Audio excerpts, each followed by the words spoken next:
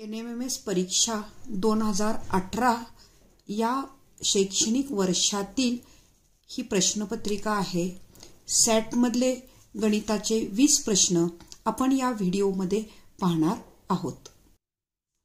गणिताचा 71वा प्रश्न आहे। दोन समांतर रेषांना एका छेदिकेने छेदले असता संगत कोणाच्या किती जोड्या एकरूप असतात।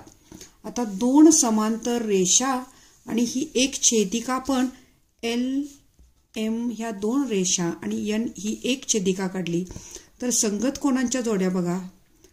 हा एक कोण AB, त्यानंतर CD ही एक संगत कोणाची EF आणि GH अशा संगत कोणाच्या 4 जोड्या तयार होतात। पर्याय क्रमांक 2। पुढचा आहे बघा उपप्रश्न म्हणजे 72वा प्रश्न आहे यातला आपला। जर एका त्रिकोणाचे दोन कोण व त्याच्यात समाविष्ट नसलेली एक बाजू हे दुसऱ्या त्रिकोणाच्या संगत कोण आणि त्यांच्यात समाविष्ट नसलेली संगत बाजू यांच्याशी एकरूप असतील तर ते दोन त्रिकोण कोणत्या कसोटीनुसार एकरूप असतात। आता याच्यामध्ये बघा आपल्याला त्रिकोण लगेच आपण काढून बघायचा। एक साधी कच्ची आकृती भौमितिक उदाहरण आलं की आपण आकृती तयार करायची, हातानेच करायचं। तर काय सांगितले, दोन कोण, आपण ही दोन कोण घेतली आणि त्यांच्यात समाविष्ट नसलेली, आता ही जर बाजू आपण धरली तर ही त्याच्यात समाविष्ट आहे दोन कोणामध्ये, त्याच्यात समाविष्ट नसलेली बाजू ही आपण धरूया आणि मग ही कसोटी कुठली येणार आहे, बा को को कसोटी किंवा को को बा कसोटी। बा को को किंवा को को बा कसोटी। पर्याय क्रमांक 3। यानंतर पुढचा आहे एका चौरसाच्या कर्णाची लांबी 12 सेमी असेल तर त्या चौरसाचे क्षेत्रफळ किती चौसेमी असेल। कर्णाची लांबी दिली असता चौरसाचे क्षेत्रफळ बरोबर सूत्र आपलं पाठ पाहिजे। चौरसाचे क्षेत्रफळ बरोबर बाजूचा वर्ग हे आपल्याला माहिती आहे, पण इथं आपल्याला चौरसाचे क्षेत्रफळ बरोबर कर्ण वर्ग भागिले 2 करावे लागते। हेही एक चौरसाचं क्षेत्रफळाचं सूत्र आहे की कर्ण वर्ग भागिले 2। आता कर्ण 12 आहे, 12चा वर्ग भागिले 2, 12चा वर्ग 144 भागिले 2 आणि आपले ह्याचं उत्तर 2 न भागल्यानंतर उत्तर आपल्याला बे7 14 बे2 4 चौसेमी, चौरस सेमी। उत्तर बघा पर्याय क्रमांक 72 चौरस हे पर्याय क्रमांक 2 आहे। पुढचं उदाहरण आहे 3a अधिक 2b चा घन वजा 3a वजा 2b कंसाचा घन बरोबर किती। आपण याला विस्तार सूत्र वापरणार, a अधिक b कंसाचा घन वजा a वजा b कंसाचा घन। आता विस्तार सूत्र मांडते मी, a अधिक b कंसाचा घन बरोबर a घन अधिक 3a वर्ग b अधिक 3ab वर्ग अधिक b चा घन वजा a घन वजा a वजा b कंसाच्या घनाचं विस्तार सूत्र a घन वजा 3a वर्ग b अधिक 3ab वर्ग वजा b चा घन। आता याच्या पुढे बघा हा फक्त कंस सोडवून घ्यायचा, कंसाच्या बाहेर वजा चिन्ह आहे आणि म्हणून आतली कंसातली चिन्ह कशी बदलली बघा, वजा a चा घन वजा वजा अधिक 3a वर्ग b। आता हे वजा अधिक वजा 3ab वर्ग आणि वजा वजा हे अधिक b चा घन। इथंच आपण पद घालवून घ्यायची, किमती घालून पद घालवायची नाहीत। आता बघा a घन अधिक वजा a घन कॅन्सल झाले, अधिक 3a वर्ग वजा 3ab वर्ग वजा 3ab वर्ग कॅन्सल झाले। शिल्लक काय राहिलं, 3a वर्ग b आणि 3a वर्ग b 6a वर्ग b झाले आणि b घन आणि b घन 2b घन झाले।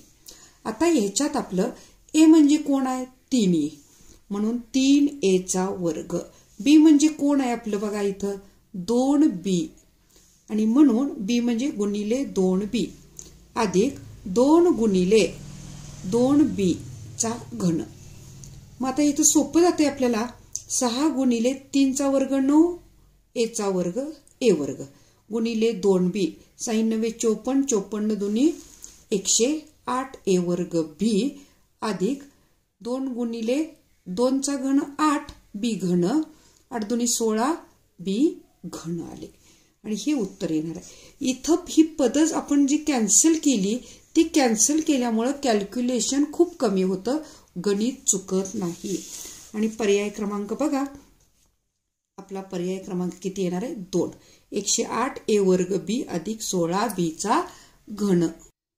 पुढचं उदाहरण आहे 13/99 या परिमेय संख्येचे खालीलपैकी दशांश रूप कोणते?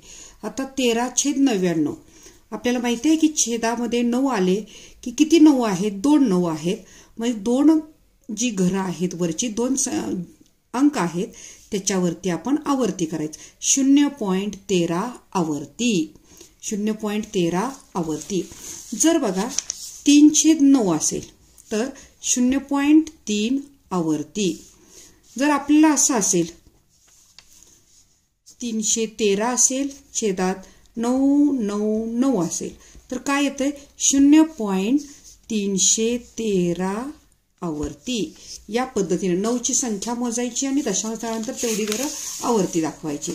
त्याच्यानंतरचं पुढचं उदाहरण आहे जर x बरोबर 2 चा वजा 1 घात. आता इथं आपण सोडवतच जाऊया. x बरोबर 2 चा वजा 1 घात म्हणजेच किती येणार आहे? 2 चा वजा 1 घात म्हणजेच 1/2 चा 1 घात आला. 1/2 चा 1 घात आला. आता पुढं y बरोबर 2 चा वजा 2 घात म्हणजेच काय येणार आहे? 1/2 चा 2 घात. धन होणार. ऋण घातांक छेदामध्ये पाठवल्यावर धन घातांक. तर x अधिक y करायचा आहे म्हणजे या दोघांची बेरीज करायची आहे. म्हणजेच काय? 1/2 अधिक 1/2 चा दुसरा घात म्हणजे 4. छेद असमान आहे. 4 एके 4 अधिक 2 एके 2 छेदामध्ये 2 8 बरोबर 6/8 बरोबर 2 त्रिक 6 2 8 3/4. पर्याय क्रमांक 1. 19,683 या संख्येचे घनमूळ किती? आता घनमूळ काढण्यासाठी आपण अवयव पद्धतीने काढू शकतो पण आपण अंदाजे ह्याचं घनमूळ कसं ठरवायचं बघा. 19,683 आहे. आता ह्याच्या जवळच्या पूर्ण संख्येचं घनमूळ 20चं घनमूळ 8,000. 8,000पेक्षा खूप मोठं आहे. त्याच्या पुढचं पूर्णांक संख्येचं घनमूळ 30चं घनमूळ किती आहे? 20चा घन 8,000. 30चा घन 3चा घन 27 आणि 3 शून्य. पण ही संख्या जी आहे 30 पेक्षा लहान आहे आणि 20 पेक्षा मोठे आहे म्हणजे 21 ते 30च्या दरम्यानचं 29च्या दरम्यानचं आहे. आता एकक स्थानी 3 आहे. एकक स्थानी 3 आहे म्हणजे एकक स्थानी जर 7 असला तरच त्याच्या घनाच्या एकक स्थानी 7चा घन माहिती आहे आपल्याला 343. आणि जर एकक स्थानी 7 असेल तरच त्याच्या घनाच्या एकक स्थानी आपल्याला 3 येणार आहे. आणि म्हणून यापैकी तो 20 पेक्षा मोठा असला पाहिजे म्हणजे इथं कोण येणार आहे? 27. पुढचं उदाहरण आहे एका वर्तुळाकृती बागेचे क्षेत्रफळ 5,54,400 चौरस मीटर आहे तर त्या बागेचा परिघ किती असेल? आता आपल्याला परिघ काढायचा आहे. क्षेत्रफळ दिलेलं आहे. परिघावरनं पहिल्यांदा आपण त्या वर्तुळाकृती बागेची त्रिज्या काढायची आणि एकदा का त्रिज्या मिळाली की आपण त्याचा परिघ काढणार आहोत. आणि म्हणून उदाहरण सोडवताना बघा आपण वर्तुळाचे क्षेत्रफळ बरोबर पाय r चा वर्ग. आता क्षेत्रफळ किती दिलंय? 5,54,400 बरोबर 22/7 गुणिले r चा वर्ग. 7 भागिले तिकडून गुणिले केले. हे 22 गुणिले तिकडून भागिले केले. 22 एक्के 22 22 दुनी 44 11 उरले 22 दुनी 44, 11 उरले 114 झाले, 22 5 110, 4 उरले 44 राहिले, 22 दुनी 44 आणि हे राहिलेले 2 शून्य आणि म्हणून आर वर्ग बरोबर 25,200 गुणिले 7. आर वर्ग बरोबर आपण गुणाकार केला तर याचा गुणाकार येतोय 1,76,400. आता आर बरोबर ह्याचं वर्गमूळ काढायचं आपण. वर्गमूळ चिन्हात लिहिलंय आर बरोबर. बघा आपल्याला माहितीये की 40चा वर्ग 1600 आहे. ह्या दोनच बघा यांचा विचार केला तर 1600 आहे, 1600 पेक्षा जास्त आहे, 1600च्या जवळच आहे आणि म्हणून 1764 कुणाचा वर्ग आहे. जर असं विचार केला तर 1764 हा 42चा वर्ग आहे आणि 2 शून्याचं 1 शून्य म्हणजे आर बरोबर आपल्याला इथं मीटर आलं 420 मीटर. आता आपल्याला ह्याचं काय आर बरोबर 420 मीटर. आपल्याला ह्याचं काय काढायचं आहे परीघ. सूत्र काय आहे बघा. परीघ बरोबर 2 पाय आर बरोबर 2 पाय आर बरोबर 2 गुणिले 22/7 गुणिले 420. 7 एके 7, 7 6 42 आणि बरोबर 22 गुणिले 2, 22 दुनी 44. 22 दुनी किती आलं 44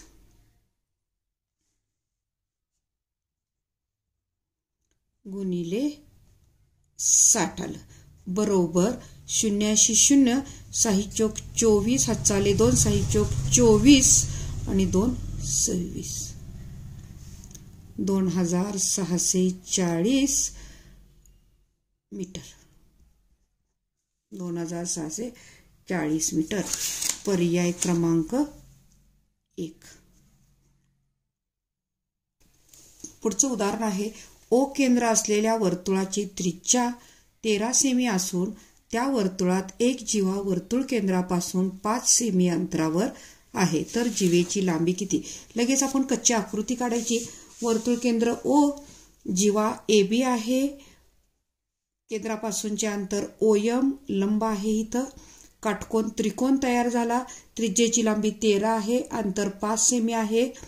काटकोन त्रिकोणामध्ये बघा पायथागोरसचं त्रिकूट 5 13 आहे म्हणजे 5 12 13.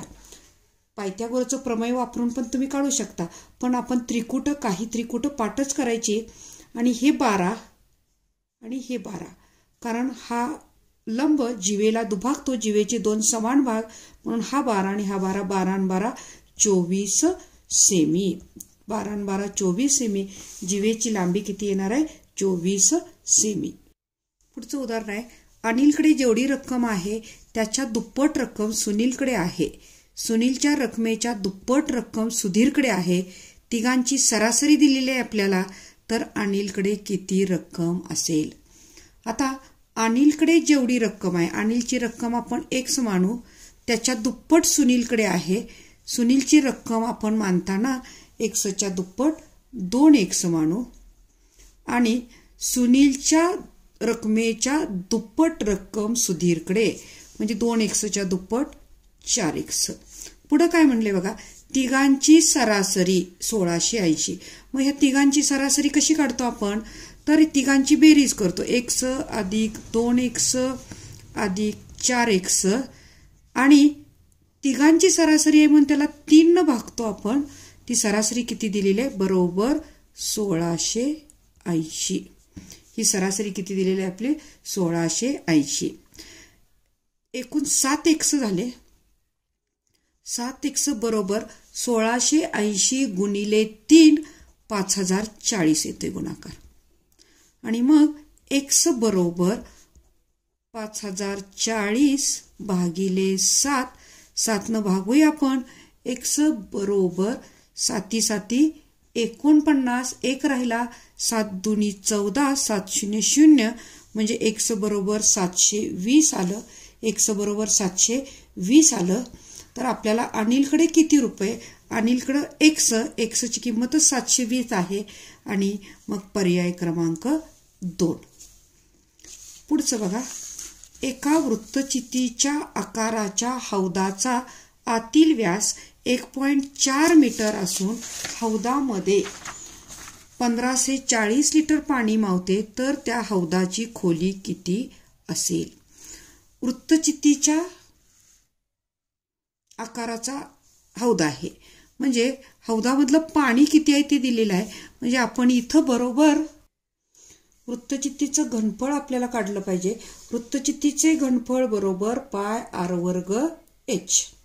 आता पायची किंमत 22 घेतली. आरची किंमत बघा दिलेली नाही आपल्याला, व्यास दिलेला आहे. व्यासावरून आरची किंमत आपण काढलेली आहे. आता हौदामधलं पाणी हे लिटरमध्ये दिलेलं आहे. ह्या लिटरचं रूपांतर आपण चौरस मीटरमध्ये करून घ्यायचं. 1000 चौरस मीटर बघा 1000 चौरस मीटर बरोबर 1 लिटर असतं. बरोबर 1 लिटर असतं. आणि मग लिटरचं चौरस मीटरमध्ये करताना 1540ला 1000 भागायचं म्हणजेच 1.540 चौरस मीटर येते. ह्याचं 1540 लिटरचं चौरस मीटर करताना 1000 भागायचं एवढं येते आपल्याला. आणि मग आता इथं आपण भागाकार आपण केला 7 एके 7 0.1 हे त्रिज्या आहे आपली. व्यास 1.4 आहे त्याची निम्मत त्रिज्या 0.7 आरचा वर्ग म्हणजे 2 वेळा गुणाकार. आता काय करूया बघा 1.540 शून्य नाही लिहिलं तर काय चालतंय 1.54 भागिले हे 22 गुणिलेत छेदामध्ये आले भागिले झाले गुणिले 0.7 गुणिले 0.1 बरोबर इकडे कोण राहिलं h. आता 2 घरं आपण सरकूया अंशातली म्हणजे 154 करूया आणि छेदामध्ये पण काय येणार आहे 22 गुणिले 2 घरं सरकूया. हे एक घर सरकवलं 7 झाले, हे एक सरकवलं 1 झाले बरोबर h. 22 एके 22 22 सत्ते 54 असे 7 एके 7 इकी इकी 1 आणि म्हणजे h बरोबर किती आलं 1. h बरोबर 1 मीटर. माप कशात आहेत मीटरमध्ये आहेत. पुढचं उदाहरण आहे दर साल दर शेकडा 10 दराने 1 लाख रुपये मुद्दलाचे चक्रवाढ व्याजाने 2.5 वर्षाचे व्याज किती येईल? हे सोपं आहे. दर आहे दिलेला आहे, मुद्दल दिलेले आहे, पण मुदत आपल्याला म्हणजे यांची किंमत आपल्याला अपूर्णांकात दिलेली आहे. आणि मग आपण सूत्र बघा काय वापरणार a बरोबर p कंसात 1 अधिक r छेद 100 कंसाचा n घात. p ची किंमत दिली 1 लाख, r ची किंमत 10 आहे आणि n ची किंमत 2.5 आहे. मग आता 2.5 घातांक आपल्याला करता अपूर्णांक घातांक आपल्याला करता येत नाही तर त्यावेळी आपण काय करतो हे 2 पूर्ण वर्ष आहेत ते बाजूला काढायची. इथं 2 पूर्ण वर्ष बाजूला काढली गुणिले अर्ध वर्षाचं कसं करायचं अर्ध्या वर्षाचं सामायिक कालखंड आपण आकारणी करत असताना दराची निमपट करतो. 10चं निमपट आपण करून इथं 5 घ्यायचं आणि अर्ध वर्ष जे राहिलेलं आहे त्या अर्ध्या वर्षाचं 1 करायचं. म्हणजे सामायिक कालखंडामध्ये आपण काय करतो तर दराची निमपट आणि मुदतीची दुप्पट अर्ध्याच्या दुप्पट 1 करायचं. इथं अर्ध्याच्या दुप्पट इथं काय करायचं 1 करायचं आणि दर 10चा 5 निम्मा करायचा. या पद्धतीनं 2 कंसात हे मांडायचं. आणि मग इथं बघा शून्याला हे 0 गेले 10 एके 10 आणि 1 11 11 10 कंसाचा वर्ग म्हणजे 11चा 2 वेळा गुणाकार. आता इथं 5 एके 5 5 दुनी 10 5 0 0 20 एके 20 आणि 21/20. आता हे कॅल्क्युलेशन 1 2 3 शून्य घालूया आपण 1 2 3 गुणाकार केला तर आपण किती येते 1,27,050. ए बरोबर आलेला आहे. आपल्याला चक्रवाढ व्याज काढायचा आहे. चक्रवाढ व्याज बरोबर यातनं मुद्दल वजा करायची आपण 1,00,000 रुपये. किती येणार आहे मग 27,050. वजाबाकी केल्यानंतर किती येणार 27,050 येणार आहे. 27,050 पर्याय क्रमांक 4. इथं आपल्याला वारंवारता वितरण सारणीमध्ये आपल्याला समेशन FI बरोबर दिलेला आहे. यांची किंमत दिलेली आहे. मध्य x बार बरोबर सूत्र आहे समेशन FI छेद n. आता किती दिलेली आहे किंमत 24,240 भागिले 40. शून्याला शून्य घाललं बरोबर 4 सख्ख 24. लगेच 4 सख्ख 24 करायचं नाहीये तर भाग जात नाही. तर बघा 4 सख्ख 24 2 उतरून घेतले भाग जात नाही. शून्य द्यायचं इथं मध्ये आणि मग 4 सख्ख 24. इथं बरोबर चुकायसारखं त्यांनी फसवण्यासाठीच हे आकडे दिलेले आहेत. 4 सख्ख 24 2 उतरून घेतले भाग जात नाही शून्य दिला परत 4 सख्ख 24 आणि मग किती येणार आहे 606. पर्याय आपल्याला 66चा पण दिलाय बघा. फसायसाठीच हे उदाहरण आपल्याला दिलेलं आहे. आता भागाकाराची क्रिया बहुपदीचा भागाकाराचं प्रत्येक प्रश्नपत्रिकेमध्ये एक उदाहरण असतेच आणि मग हे उदाहरण बऱ्यापैकी सर्वांचं चुकतं म्हणून या प्रकरणासाठी मी थोडंसं 9वीची संश्लेषक पद्धती मी ह्याच्यात वापरलेली आहे आणि मुलांनाही अगदी सोपी जाते. पहिल्यांदा कुठल्या बहुपदीला भागायचं आहे ती घातांकाच्या उतरत्या क्रमानं मांडून घ्यायची तर मांडलेलीच आहे. आता त्याच्यानंतर सहगुणक रूपात ही बहुपदी मांडायची म्हणजे सहगुणक मांडायची 1 वजा 4 6 आणि वजा 3. त्याचे फक्त सहगुणक आपल्याला सहगुणक रूपात बहुपदी मांडता येते त्याप्रमाणे ही मांडलेली आहे. या पद्धतीने भागाकाराच्या ह्याच्यात मांडायचं. कुणी भागायचं आहे x वजा 1 वजा 1 आहे आणि इथं आपण त्याच्या विरुद्ध संख्या अधिक 1 घ्यायची. परत 1 1 गुणिले 1 आलं. आता वजा 4 आणि अधिक 1 यांची बेरीज करायची. वजा 4 आणि 1 मोठ्यातनं लहान वजा करून मोठ्याचं चिन्ह वजा 3. परत वजा 3 1 वजा 3 वजा 3 1 वजा 3. आता इथं वजा 4 आणि अधिक 1 यांची बैजिक बेरीज मोठ्यातनं लहान वजा करून मोठ्याचं चिन्ह वजा 3 आलं. आता 3 1 3 पण वजा 3 आहे. 6 वजा 3 मोठ्यातनं लहान वजा करून मोठ्याचं चिन्ह 3. परत 3 1 3 इथं 3 वजा 3 आणि अधिक 3 0. शेवटचं जे असतं ते बाकी. आता चल कुठला आहे आपलं x. इथं बघा 1 2 3 घरं आहेत. पहिल्या ह्याला 1 x वर्ग. आता ही भागाकार लिहितोय बरं का. ही काय आहे आपली बाकी. ही काय आहे बाकी आहे. हा भागाकार 1 x वर्ग वजा 3x अधिक 3. किती घर आहेत बघायचं 1 2 3 आणि त्याच्यापेक्षा 1 न कमी पहिल्याचा घातांक द्यायचा. 1 नाही लिहिलं तरी चालतंय म्हणजे x वर्ग वजा 3x अधिक 3 हा आपला भागाकार आला आणि बाकी 0 आहे. पर्याय क्रमांक 1 आहे. पर्याय क्रमांक 1 आहे. छापील किमतीवर 13% सूट देऊन एक वस्तू 1392 रुपयास विकली. एका दुकानदाराने गिरायकास विकली तर त्या वस्तूची छापील किंमत किती. छापील किंमत किंवा खरेदी किंमत ज्यावेळी काढायला सांगतात त्यावेळी छापील किंमत किंवा खरेदी किंमत 100 मानायची. आपण इथं छापील किंमत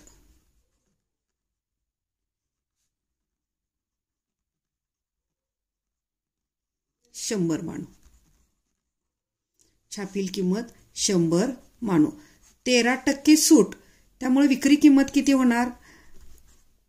विक्री किंमत 13% सूट आहे म्हणजे 100वर 13 रुपये म्हणजे 100तनं 13 गेले विक्री किंमत आली 87 रुपये.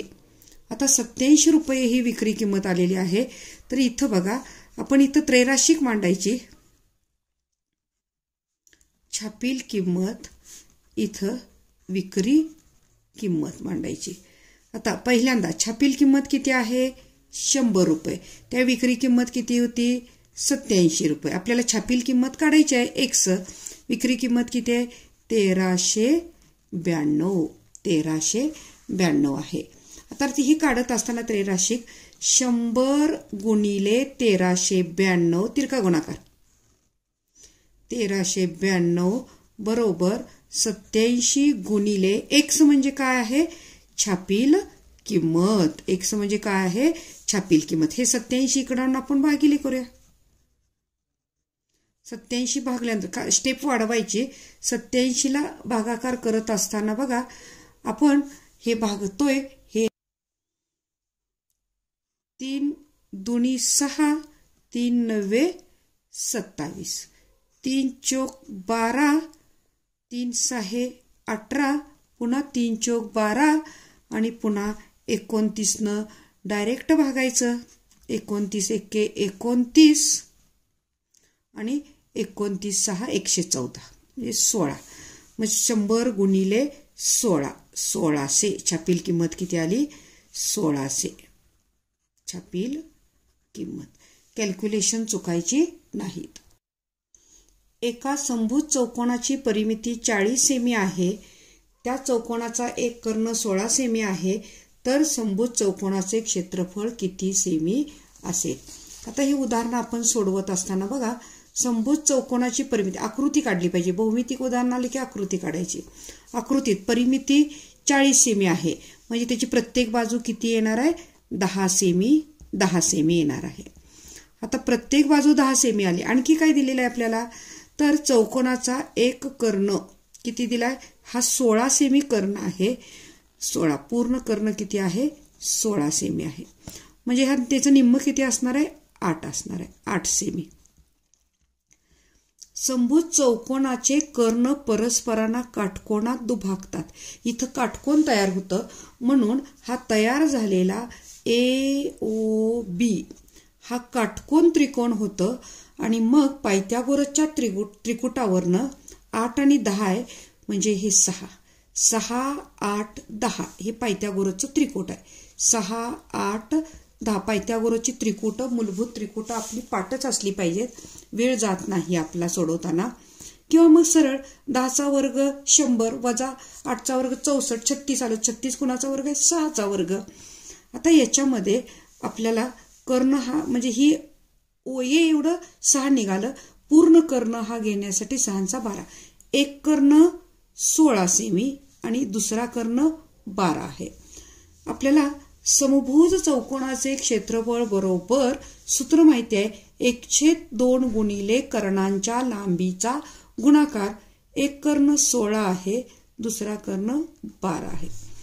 बे के बे 6 12 16 सख 96 आणि किती येणार आहे 96 चौ सेमी. 96 चौ सेमी. काय केलं बघा आपण कर्ण परस्परांना काटकोनात दुभागतात. काटकोन त्रिकोण आहे हे 8 आहे कारण 16 सेमी पूर्ण कर्ण आहे निम्मा 8 आला. परिमिती 40 आहे म्हणून एक बाजू 10 आली. 10 10 10 असणार आहे. 4 न भागल्यावर 10 आलं.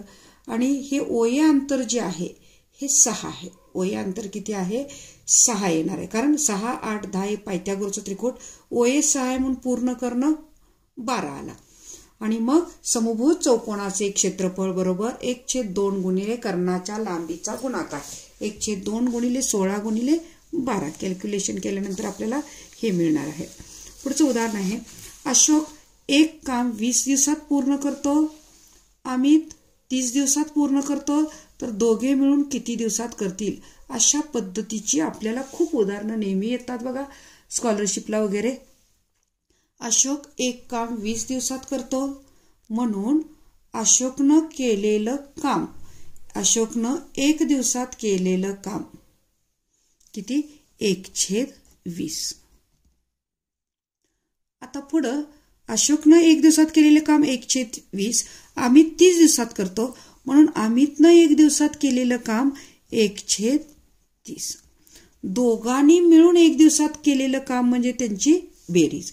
आता बेरीज करताना आपण 30 एके 30 20 एके 20 आणि छेदामध्ये छेद असमान असल्याने तिरका गुणाकार केला. 3 दुनी 30 दुनी 60, 60 वर 1 शून्य 600 बरोबर 50/600 शून्याला 0 5 एके 5 12 पंचे 60 बरोबर 1/12 म्हणून एक दिवसात केलेलं काम 1/12 म्हणून ते दोघे 12 दिवसात काम पूर्ण करतील. ते दोघे किती दिवसात काम पूर्ण करतील? 12. किती सोपं आहे बघा. एक दिवसात केलेलं 1/20, अमितने एक दिवसात केलेलं 1/30, दोघांनी मिळून एक दिवसात केलेलं त्यांची बेरीज, छेद असमान म्हणून तिरका गुणाकार केला आणि उत्तर किती आलं आपलं? 1/12 म्हणजेच 12 दिवसात ते काम पूर्ण कर. पुढचं उदाहरण आहे बघा. आकृतीमध्ये सोबतच्या आकृतीत PQRS हा आयत आहे. आता PS बरोबर QR, हे PS बरोबर QR 7 सेमी आहे आणि C केंद्र असलेलं हे वर्तुळ आहे. त्याची त्रिज्या 7 सेमी आहे. आता ही त्रिज्या 7 सेमी आहे. अंतर्लिखित केलेलं आहे बघा. ह्याच्यामध्ये हे 7 आणि इकडचं 7 14 झालं. म्हणजे ह्याची लांबी किती झाली आयताची? 14 आणि रुंदी किती झाली? 7. मग आपल्याला काय सांगितलंय तर रेखांकित भागाचं काढायला सांगितलंय. रेखांकित भागाचं काढण्यासाठी आपण आधी आयताचं क्षेत्रफळ काढायचं, पुन्हा अर्धवर्तुळाचं क्षेत्रफळ काढायचं आणि आयताच्या क्षेत्रफळातनं अर्धवर्तुळाचं क्षेत्रफळ आपण वजा करायचं. आता आयताचे क्षेत्रफळ बरोबर लांबी गुणिले ही रुंदी 14 गुणिले 7, 14 7 98 येणार आहे. 98 चौसेमी. अर्धवर्तुळाचे क्षेत्रफळ त्रिज्या 7 आहे. अर्धवर्तुळाचे वर्तुळाचं म्हणजे पाय r वर्ग, अर्धवर्तुळाचं म्हणजे भागिले 2. आता 22/7 गुणिले 7 गुणिले 7 भागिले 2 केले. 22 7ला 7 गेले. 22 7 154 भागिले 2 बरोबर 77 चौरस सेंटीमीटर आलं. आता रेखांकित भागाचं काढण्यासाठी काय करायचं तर आयताचे क्षेत्रफळ वजा या अर्धवर्तुळाचे क्षेत्रफळ किती येतंय? 77 आणि दोघांची वजाबाकी केली आपण तर 21 चौसेमी. पर्याय क्रमांक 4. हे उदाहरण सोडवताना आपल्याला इथं त्रिपदी आहेत, वर्ग त्रिपदी. वर्ग त्रिपदीचे अवयव पाडायचं. पहिल्यामध्ये बघा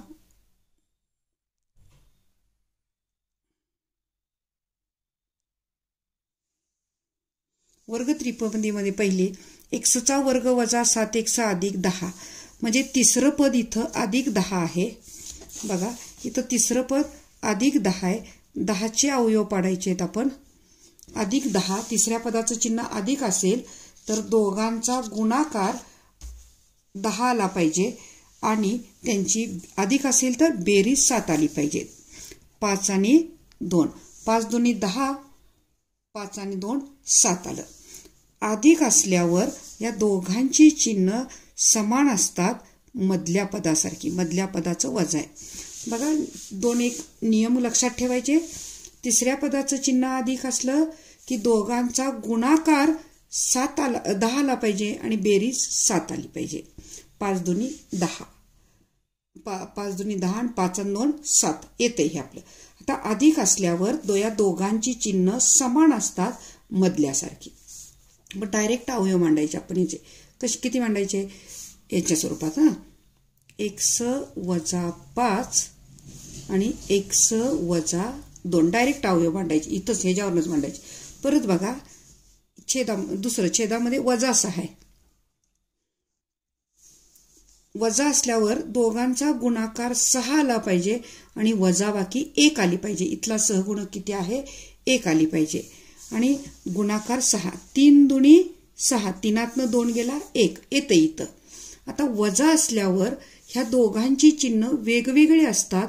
हा मोठा जो आहे त्याला ह्याचं मधल्याचं चिन्ह अधिक आणि दुसरं वेगळं चिन्ह वजा. आणि मग छेदामध्ये ह्याचे अवयव कसे येणार? x अधिक 3 आणि x वजा 2. आता भागिले म्हणजेच उलटून गुणिले असतं.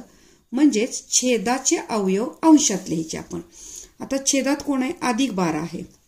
अधिक असल्यावर दोघांचा गुणाकार 12 आला पाहिजे आणि बेरीज 7 आली पाहिजे.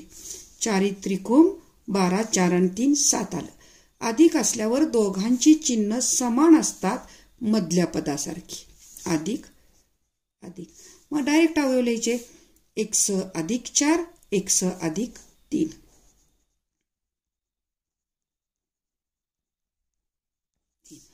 तर वरच्याचे वजा 20 आहे. वजा 20चे 2 अवयव पडायचे. वजा चिन्ह असल्यावर दोघांचा गुणाकार 20 आणि वजा बाकी 1 आली पाहिजे. इथं 1 आहे ना, सहगुणक नाही दिलेलं म्हणजे 1 आहे. 5 चोक 20, 5तनं 4 गेले, 1 राहिला म्हणजे येते. वजा असल्यावर या दोघांची चिन्ह वेगवेगळे असतात.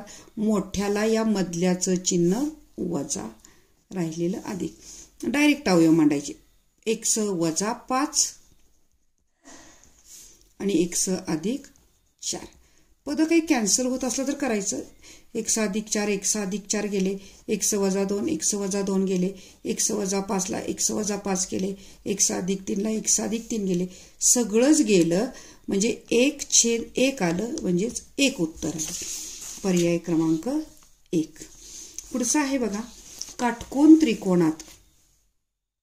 उदाहरण काय आहे बघा. एका काटकोन त्रिकोणाच्या काटकोन करणाऱ्या बाजू 8 सेमी व 15 सेमी आहेत. तर त्या काटकोन त्रिकोणाच्या परिवर्तुळाची त्रिज्या किती? आता काटकोन करणाऱ्या बाजू, हा काटकोन त्रिकोण काढला. एक बाजू किती आहे? 8 सेमी आणि दुसरी बाजू ही 15 सेमी आहे. ही 15 सेमी